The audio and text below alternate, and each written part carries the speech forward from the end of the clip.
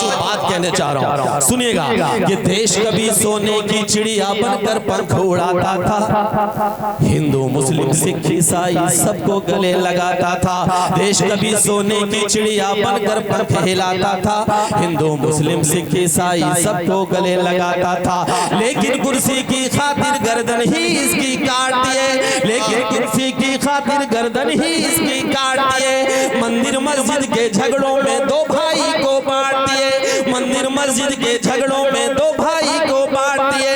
अब केवल सहमे हालात दिखाई पड़ते हैं, कहीं मणिपुर और कहीं मेवात दिखाई पड़ते हैं, कहीं मणिपुर और सहमे हालात दिखाई पड़ते हैं, कहीं मणिपुर और कहीं मेवात दिखाई पड़ते हैं, कहीं मणिपुर और कहीं मेवात दिखाई पड़ते हैं। कत्ल करें बच्चों का कोख में इज्जत लूटे सड़कों पर, कत्ल करें बच्चों का कोख में इज्जत लूटे सड़कों पर, करवा कर दंगे खुद घूमे महंगी एसी कार में, लाशों के सौदागर बैठे दिल्ली के दरबार में।